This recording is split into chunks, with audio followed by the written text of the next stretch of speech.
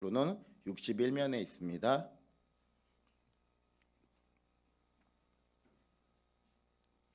예, 다 찾으셨습니까? 우리 한 목소리로 합독해서 올려드리겠습니다.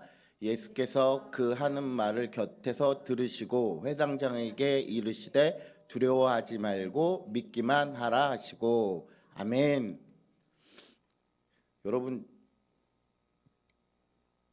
뭐 기다릴 때가 제일 힘드세요? 기다리는 거 전혀 안 힘드세요? 예? 저는 개인적으로 음식 기다리는 걸 되게 힘들어해요.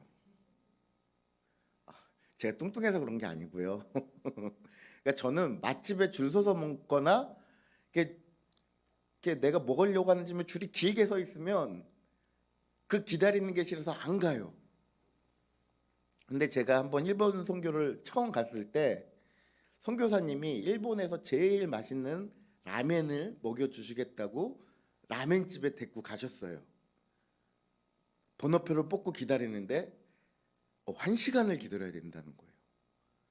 음식을 기다리지 못하는 저로서는 너무 힘든 시간인 거예요. 그 1시간 지금처럼 뭐 인터넷이 발달해서 뭐 이렇게 인터넷 갖고 뭐 할 수 있는 스마트폰이 있는 것도 아니고 그냥 1시간 멍 때리고 가만히 있어야 되는데 너무 힘든 거예요. 그래서 속으로 속으로 아니고 담대하게 선교사님한테 얘기했어요. 선교사님 다 같은 라면인데 그냥 사람 없는 데 가서 먹으면 안 될까요? 이렇게 하니까 그 선교사님 말 모르면 잠자코 기다리고 있어. 1시간을 기다려봐 이러는 거예요. 어떻게 하겠습니까? 제가 일본말을 유창하게 하는 것도 아니고 내가 또 따로 혼자 가서 사 먹을 수 없으니 시키는 대로 해야죠. 1시간을 기다렸습니다. 그리고 라면을 먹는데 진짜 맛있는 거예요. 그래서 깨달았어요. 사람들이 왜 내가 1시간을 기다려서 이 라면을 먹어야 하나, 그 가치를 이제 알겠더라고요. 근데 여러분 생각해 보면요, 우리 삶 가운데 기다림이란 자체가 쉽지 않은 문제예요. 예. 특별히 저희 집처럼 외진데 사는 저 같은 사람은 버스 기다리는 게 진짜 세상에서 제일 힘들어요. 버스도 한 번 놓치면 30분을 기다려야 돼요. 그래서 교회 오는데 버스 타고 오는 걸리는 총 시간이 버스 타는데 1시간, 버스 기다리는데 30분, 1시간 반이 걸려요. 차로 오면 20분인데. 이게 막 버스가 꾸불꾸불 돌아가는 것도 있지만 버스의 노선의 간격이 일정치가 않아서 운 좋으면 20분, 운 좋으면 30분이에요. 그러니까 이 기다리는 것 자체가 또 너무 힘든 거예요, 저는. 여러분, 그 기다린다는 것 자체 하나만으로도 우리는 뭔가 진이 빠져요. 안 그렇습니까? 뭔가 시원시원하게 일이 빵빵빵 잘 뚫리면 좋은데 뭔가 기다려야 되고 또 차가 막히면 여러분 그거 웬만한 인내심 갖고 살기 힘듭니다. 특별히 그 우리나라는 명절 때마다 꼭 겪는 일이 하나 있죠. 뭐죠? 예? 귀성이랑 그 막힘의 시간을 견뎌야 해요.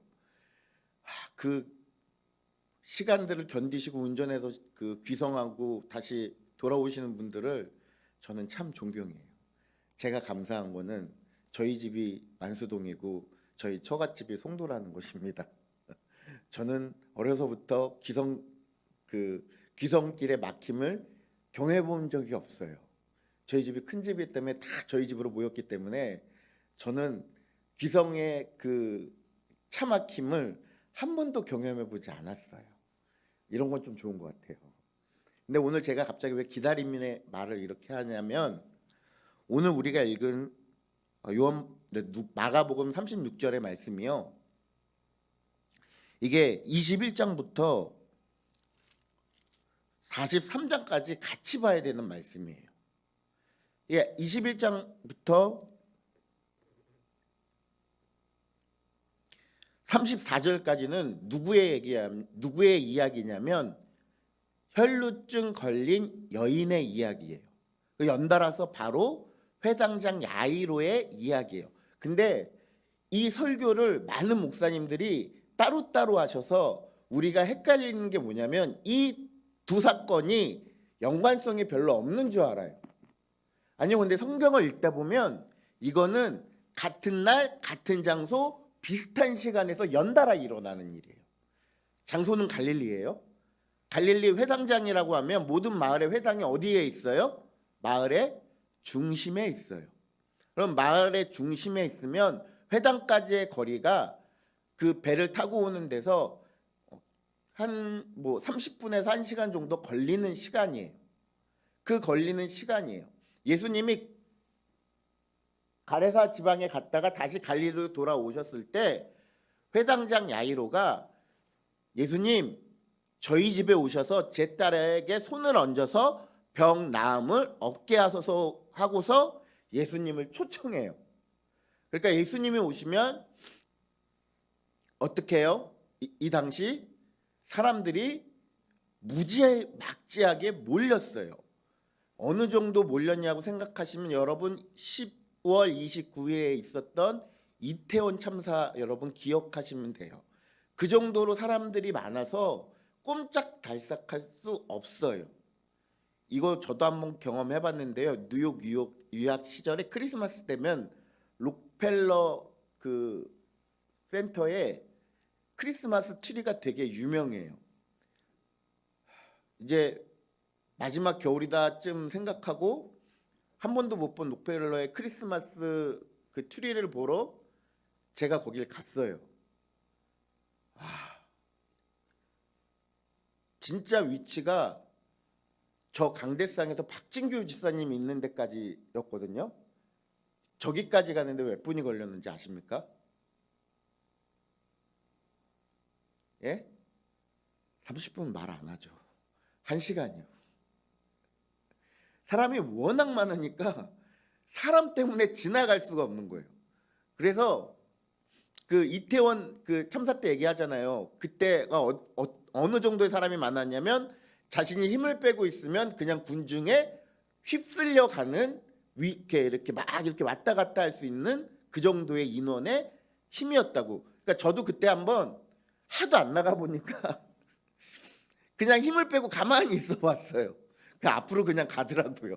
제가 힘을 주고 다리를 움직이지 않아도 여러분 거짓말하지 마세요. 목사님 그 몸매 움직이시다니요.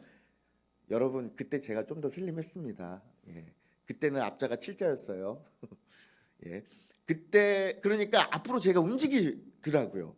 그러니까 그렇게 사람이 많아요. 그러니까 예수님이 모이셨을 때 사람이 이렇게 많은 거예요. 근데 이렇게 많은 상황 속에서 12의 혈루증으로 고생한 사람이 나오는 거예요. 그 사람이 예수님의 소문을 듣고 예수님을 만나기만 하면 어떻게 될 것 같다고요? 자신의 병이 나을 것 같은 거예요. 근데 문제는 뭐예요?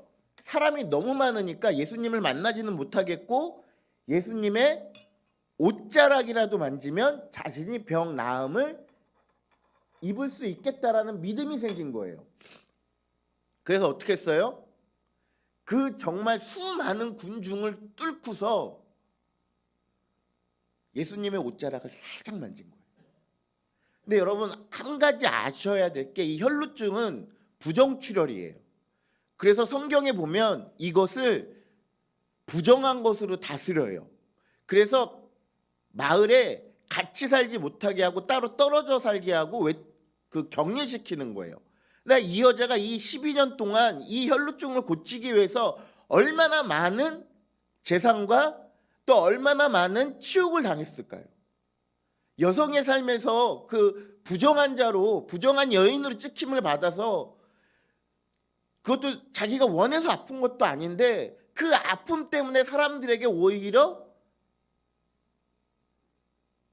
치욕을 당하고 뭔가 비난을 받고 고통을 당하면서 12년 동안은 신음하면서 사는 거예요.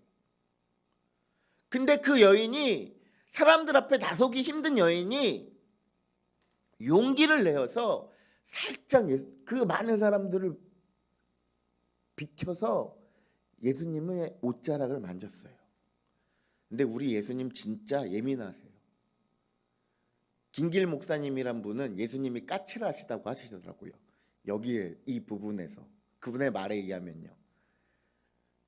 그 사람 많은 데서 그 혈루증 걸린 여인이 자신의 옷깃을 만진 걸 알아채세요. 거기서 모든 게 멈춰지는 거예요.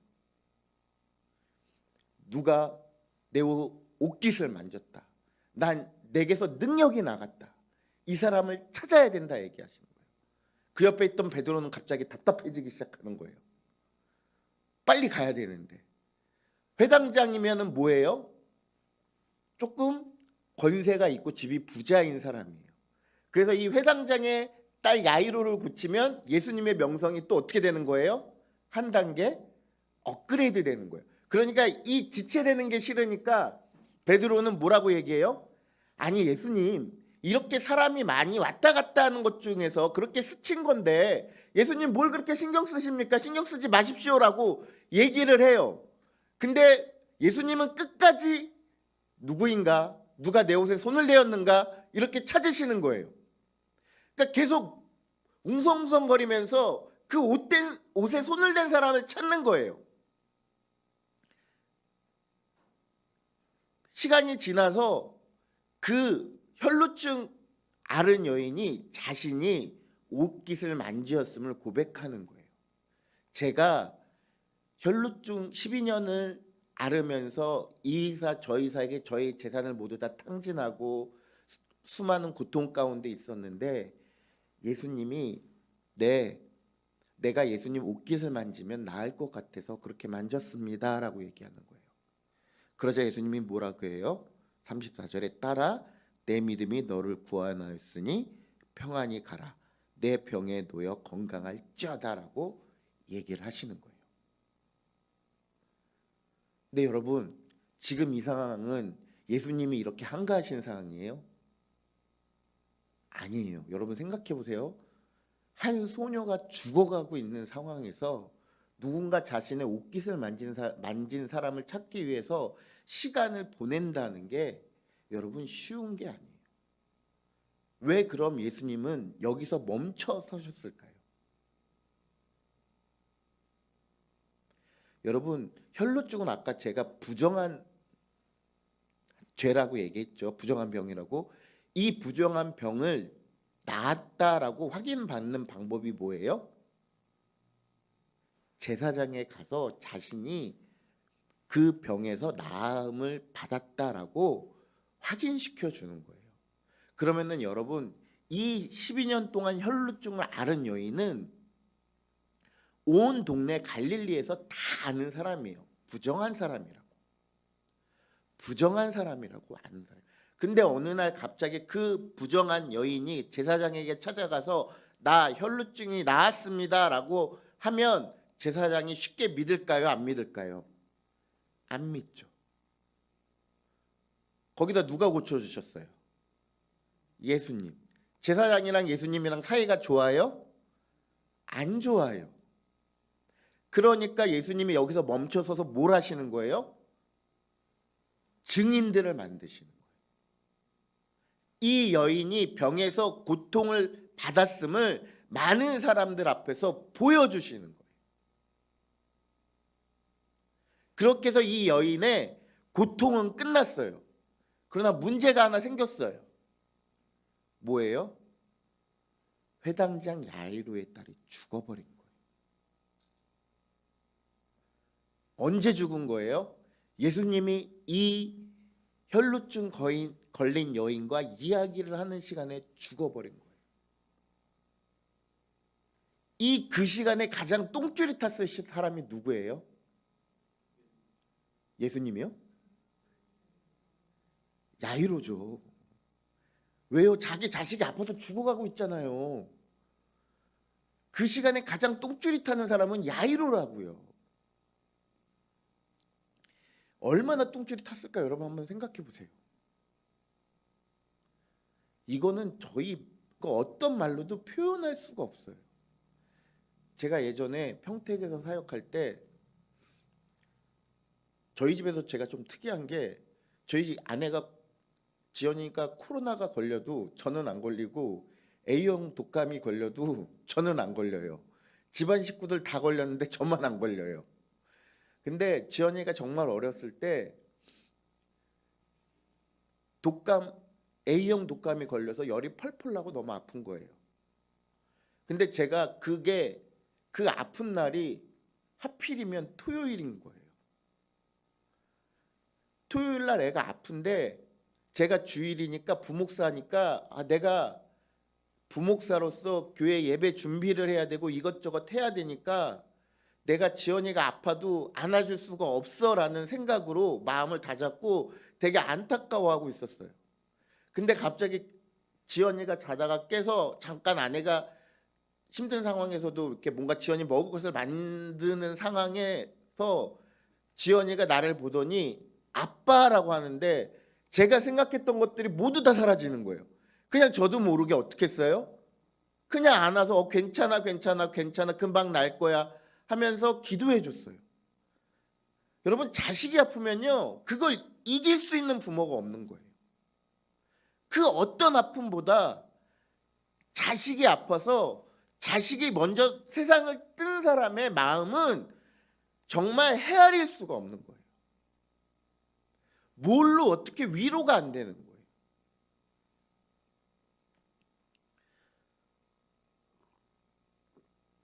자식이 아프다는데 괜찮을 부모가 어디 있겠어요. 차라리 누가 아프면 나아요? 내가 아픈 게 낫지. 그죠? 그렇게 회당장 야이로가 아파요. 딸이 아파하다가 죽어버렸다는 거예요. 여러분 그 순간에 회당장 야이로의 그 고난과 고통의 순간이 여러분 얼마나 깊겠어요. 오죽하면 그 회당장 야이로의 집에 있던 사람이 와서 그 소녀가 죽었으니 제발 저희 선생님을 괴롭게 하지 마십시오라고 예수님께 간청을 드리는 거예요. 이 얘기를 듣다가 예수님이 뭐라고 하는 거예요? 두려워하고 하지 말고 뭐라고요?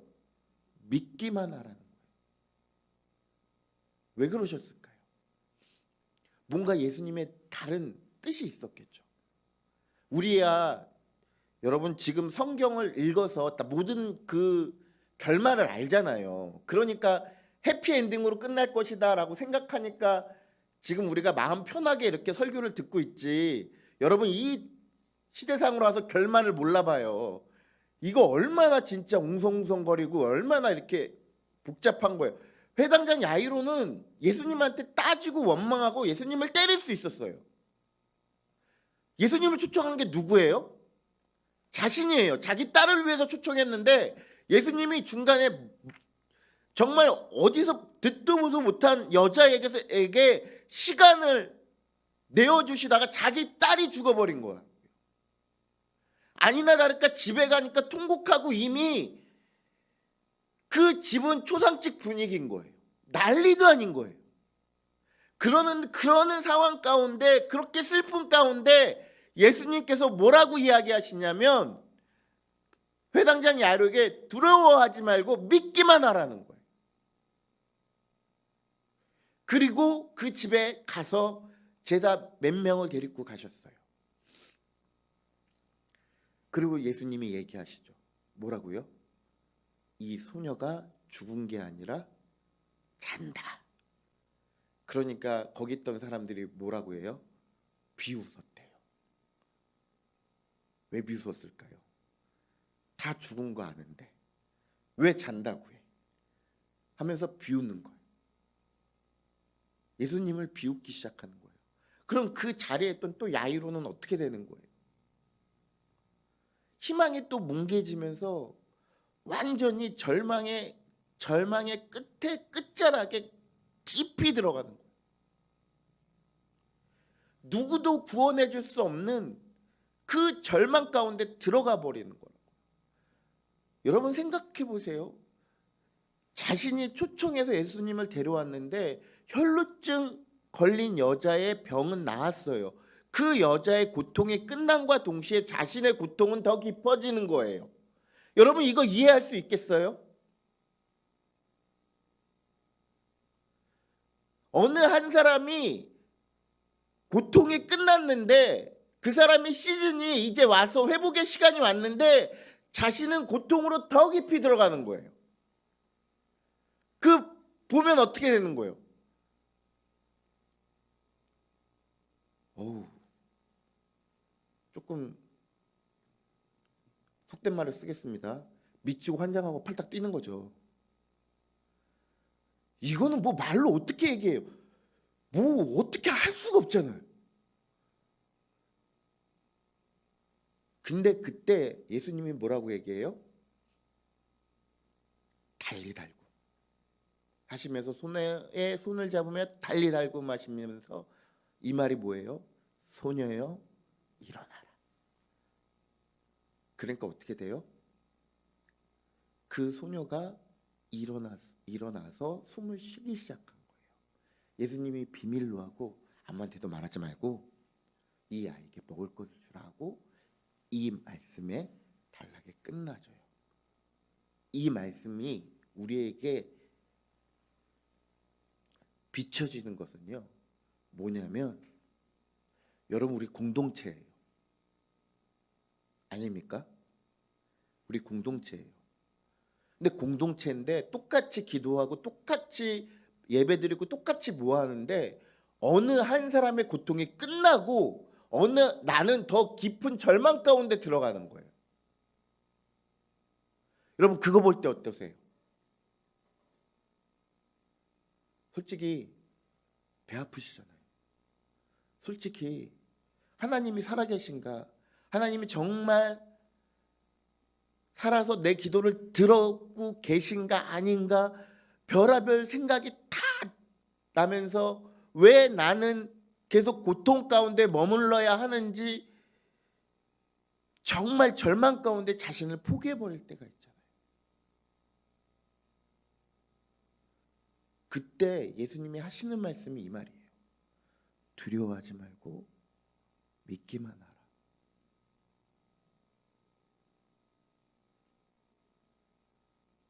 왜요? 혈루증 걸린 여인의 삶의 고통의 끝과 야이로의 고통의 끝이 시간이 다른 거예요. 방법이 다른 거예요. 동일한 시간에 동일하게 똑같이 그 고통의 시간이 끝나서 회복의 시간으로 들어가면 좋지만 그렇지 않은 거예요. 하나님의 시즌이 다 때가 있는 거예요. 하나님의 시즌이 각 사람에게 다 다른 거예요. 그럼 여러분 우리 어떻게 해야 돼요? 포기해야 돼요? 더 기도하셔야 돼요. 제가 솔직히 말씀드리면 성도님들이 걱정하실까 봐 말을 안 한 게 몇 가지가 있는데 저희가 교육자들이랑 청년부에게 오픈한 게 두 가지 있어요. 작년 9월부터 저한테 정말 고통의 시즌이 계속되고 있어요. 여러분 말씀드리면 9월 그 추석 때 그 시골 내려가시기 전에 저 위로 예배 오실 뻔했어요. 무슨 얘기인지 모르시죠? 그때 강남에서 학생을 등교시키다가 깜빡 졸아갖고 교통사고 났어요. 차는 어떻게 됐게요? 차는 반파돼서 폐차시켰어요. 근데 정말 신기한 게 다친 사람이 없는 거예요. 그때 무슨 생각이 들었냐면 와, 하나님이 나를 인도하셨다. 살리셨다. 그 생각밖에 안 드는 거예요. 정말 차는 반파되고 너무나 아파갖고 에어백까지 터진 상황인데 한여 이틀 가고 몸이 괜찮아졌으니까 정말 하나님의 은혜죠. 예. 그러고 나서 저의 고통의 시간이 끝나면 좋은데 갑자기 11월 30일 날 제가 해고당했어요. 아무 이유도 없이. 이것도 미치겠는 거예요. 제가 한 여태까지 한 4번 잘려봤는데 그때마다 저는 그 동일하게 잘릴 때마다 다리가 풀어지면서 쓰러질 것 같아요. 근데 그 자존심이라는 게 뭔지 그거를 표현하지 않으려고 이를 악물고 버텨요. 그 얘기를 듣는데 또 하늘이 무너지는 것 같은 거예요. 아 그래 그러면은 빨리 다른 직업을 찾아봐야겠다 하고서 이제 실업급여를 신청하면 실업급여가 나올 수 있잖아요. 그래서 이제 그 학교랑 여러 가지 문제가 있어서 제가 소송을 걸었어요. 그랬는데 실업급여마저 못 받게 해버린 거예요. 미치겠는 거예요. 그래서 다행히 지금 알바를 찾아서 알바한 지 일주일이 조금 넘었거든요. 꿀알바예요. 감사하게도. 근데 그 사이에 정말 미칠 것 같은 건 뭐냐면 뭔가 길이 열릴 듯 하면서 안 열리는 거예요. 될 것 같으면서 안 되는 거예요. 나는 똥줄이 진짜 바짝바짝 타들어가는데 죄송합니다. 자꾸 더러운 얘기해서. 근데 어쩔 수 없어요. 정말로 그 심정이었으니까. 나는 그렇게 막 미치겠는데 하나님은 안 열어주시는 거예요. 그리고 기도하면 기다리라고만 얘기하시는 거예요. 근데 아직까지 기다리고 있어요. 언젠간 열리겠죠. 제가 왜 이 말을 하냐면 여러분 우리 성도님들 가운데 어느 한 성도님들은 회복의 시간을 누리는 분들이 있어요. 근데 저처럼 아직까지 고통의 그 터널 안에 있는 분들이 있다고요. 그것 갖고 비교하면 안 돼요. 저 사람은 저런데 나는 왜 이래 하면 안 돼요. 왜요? 때가 다르기 때문인 거예요. 정말 명쾌하게 얘기할게요. 혈루증 걸린 여자가 고침을 받을 때는 이 시간이 꼭 고침을 받아야 했었고 야이로의 딸이 살아나야 하는 때는 야이로의 딸이 죽었을 때 죽고 난 후에 살아났어야 해요. 왜요? 하나님의 영광이 나타날 수 있으니까. 야이로가 딸이 아팠을 때 어떻게 했을까요? 이것저것 약 안 써봤을까요? 좋은 약 안 써봤을까요? 좋은 의원에게 안 데려가 봤을까요? 다 데려가 봤겠죠. 근데 예수님이 기도해서 병을 낳으면 아 저거 야이로가 좋은 의사 좋은 약 먹여서 나은 거야 라고 사람들이 얘기할 수 있잖아요. 근데 완전히 죽은 다음에 살아나면요. 그거 누구의 능력이에요? 예수님의 능력이고 하나님의 능력이잖아요. 그렇다고 해서 누가 영광 받는 거예요? 하나님이 영광 받으시는 거예요. 이 두 사건을 통해서 누가 영광 받아요? 하나님이 영광 받으세요. 다만 시기와 때와 장소와 방법의 차이인 거예요. 그러면 여러분이 어떠한 고통의 시간 가운데 있을 때 여러분이 가져야 할 마음은 어떠세요? 오늘 예수님이 말씀하시잖아요. 두려워하지 말고 믿기만 하라. 무엇을요? 하나님이 나타내실 영광과 나의 회복의 시간이 올 때를요. 아무리 힘들어도 포기하지 말라는 얘기예요. 아무리 힘들어도 기도의 줄을 놓지 말란 얘기예요. 예배의 줄을 놓지 말란 얘기예요. 은혜를 사모하는 줄을 놓지 말라는 얘기예요. 두려워하지 말고 믿기만 하라는 거예요. 그걸 믿을 때 하나님의 영광이 그때에 나타난다는 거예요.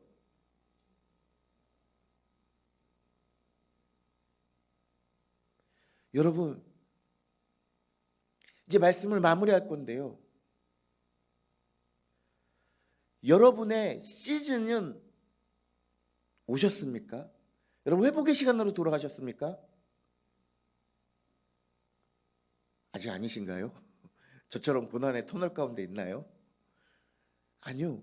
그랬든 어쨌든 상관없습니다. 우리가 할 건 딱 한 가지 뭐예요?